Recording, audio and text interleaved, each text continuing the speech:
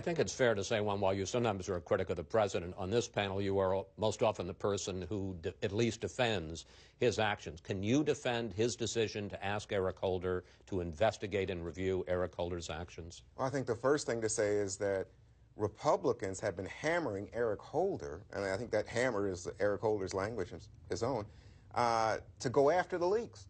That they have wanted him to pursue leaks that had to do with how bin Laden was killed, to secret prisons, to the attack on the cyber network in Iran that the U.S. had launched.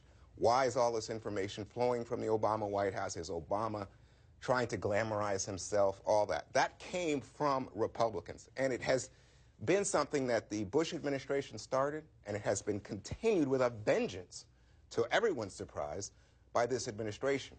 In direct response to your question, Chris, Eric Holder did not conduct the probe that led people to somehow come to the madhouse conclusion that James Rosen is somehow a co-conspirator, is somehow to be suspected. Wait a minute, was that not in the FBI affidavit seeking? He signed the affidavit as Attorney General of the United States. He did not conduct the probe.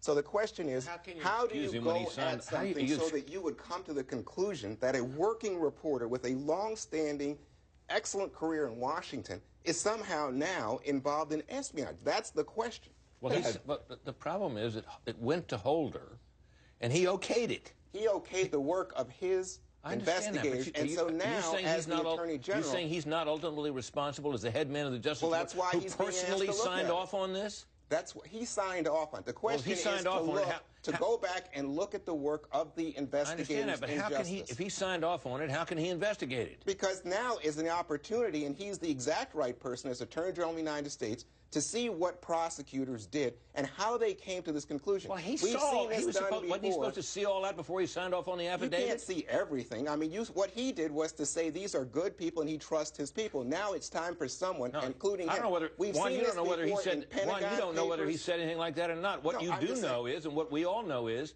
that when that affidavit came to him, rife with assertions that this reporter doing his job was acting in a criminal way, he okayed it. No, what we know is in the AP case, for example, he recused himself. Hang on a second. Let me finish. He recused himself in that case because he was a potential leaker. I understand that, but in this case, in the Rosen case, he had nothing to do with it. All he was doing was signing an affidavit sent to him by his underlings. All right, we have to take a break here. I'm going to give an early tease and say, Panel Plus, we will continue this discussion.